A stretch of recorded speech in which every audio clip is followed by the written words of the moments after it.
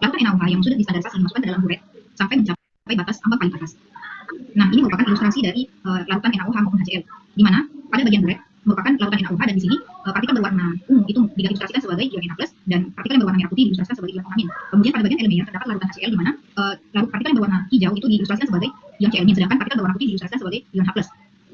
Kita lakukan proses titrasi di mana terang diputar ke arah bawah dan larutan dititrasi sampai terjadi perubahan warna seperti ini. Nah, bisa kita lihat perubahan warnanya itu sangat sedikit sekali dan bisa dibandingkan dengan larutan yang satunya, bahwa di sini bisa dilihat terjadi perubahan warna yang sangat sedikit, sangat semu. Hal itu menunjukkan bahwa larutan HCl sudah mencapai titik ekivalennya. Ini merupakan ilustrasi gambaran dari larutan HCl yang sudah terdapat larutan NaOH di dalamnya. Nah, titik ekivalen adalah titik di mana ion H+ itu mempunyai jumlah yang sama dengan ion OH-. Ini merupakan ion H+-nya diilustrasikan bahwa jumlah ion H+ sama dengan ion OH-. Nah, ini menggambarkan bahwa larutan sudah berada pada titik ekivalen. Pada titik ekivalen tersebut, larutan NH+, ion NH+ itu bergabung dengan ion Cl membentuk NaCl, sedangkan ion H+ bergabung dengan OH membentuk H2O. Apabila larutan mengalami perubahan warna yang sangat signifikan, di mana warna larutan terlalu pink seperti ini, berarti itu menunjukkan bahwa larutan sudah melebihi titik ekivalen, di mana jumlah ion OH- sudah melebihi dari jumlah ion H+. Sehingga pada saat melakukan proses titrasi asam basa diharapkan dilakukan dengan secara hati-hati agar jangan sampai larutan berwarna terlalu pink seperti itu. Baik, itu merupakan video tentang pengukuran dasar-dasar analitik yang kelompok kami temukan. Nah, dari situ saya menemukan permasalahan, yaitu yang berkaitan dengan stabilitas senyawa aktif selama titrasi, apakah degradasi terjadi karena kondisi pH ekstrim atau waktu analisis yang lama. Nah, saya mencari jawaban tersebut di jurnal ini.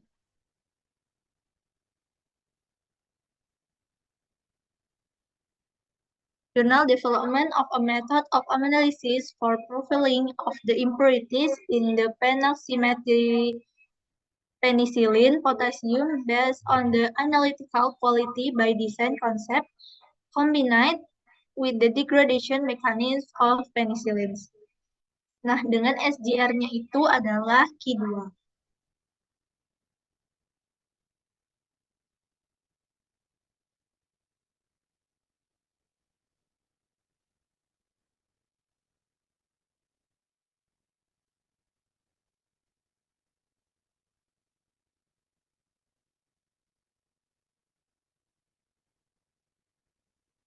Nah, jadi di jurnal tersebut membahas tentang impurity profiling atau profil pengotor merupakan pemisahan penentuan struktur dan kuantifikasi semua pengotor dalam obat. Hal ini sangat penting dalam pengendalian mutu karena profil pengotor memengaruhi keamanan, efektivitas, dan stabilitas obat selama siklus hidupnya. Nah, tadi kan permasalahan saya itu mengenai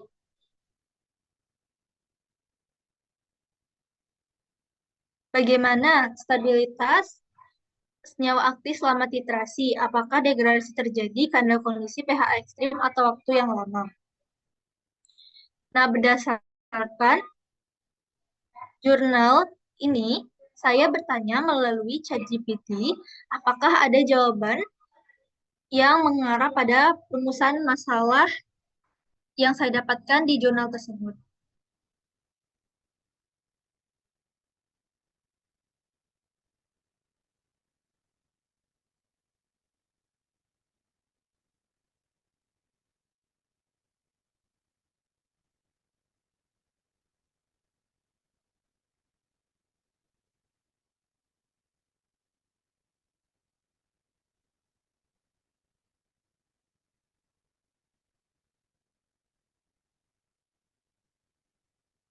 Nah, ternyata ada di jurnal tersebut pada kalimat the first way is that the high strength beta-lactam ring breaks often under acidic, alkaline, or even neutral condition, giving an array of products including penicilloic acid, penicillinic acid, and so on. Nah, jadi artinya itu adalah cara pertama adalah cincin beta laktam yang sangat tegang dapat terbuka pada kondisi asam, basa, atau bahkan netral, menghasilkan berbagai produk degradasi terhadap asam penisiloat, asam penisilenat, dan lain-lain.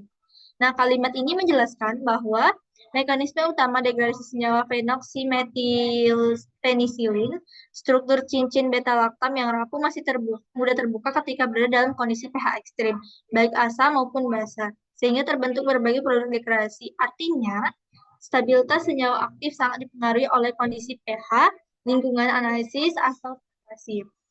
Nah, di jurnal tersebut juga terdapat pada kalimat it could be seen clearly from Fig. To A, that there were a series of impurities in the mixed degradation solution of PAN-V, suggesting that they may cover all of the trees. Nah, terlihat di gambar 2A bahwa terdapat serangkaian impuritas dalam larutan degradasi campuran PAN-V yang menunjukkan bahwa impuritas tersebut mungkin mencakup seluruh produk degradasi terkait DRTS. Nah, kalimat ini memperlihatkan bahwa sampel uji dengan kondisi degradasi paksa atau forced degradation muncul banyak impuritas hasil pemecahan cincin belaktam. Hal ini menandakan bahwa degradasi memang terjadi karena perlakuan stres atau pH ekstrim dan kondisi degradasi paksa, bukan karena lamanya proses analisis rutin dengan HPLC. Metode yang digunakan pun bersifat stability indicating, artinya bisa membedakan senyawa aktif yang stabil dengan produk degradasinya. Saya juga mencari jurnal pembanding yang kedua, yaitu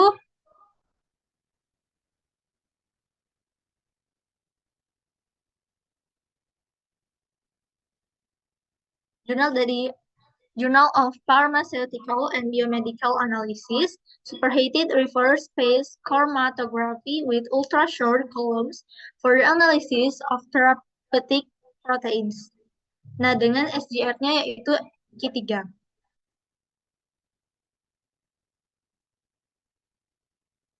Itu kromatografi fase terbalik super panas dalam ultra pendek untuk analisis protein terapeutik. Saya bertanya kembali melalui ChatGPT, apakah jurnal tersebut dapat menjawab rumusan masalah yang saya tanyakan?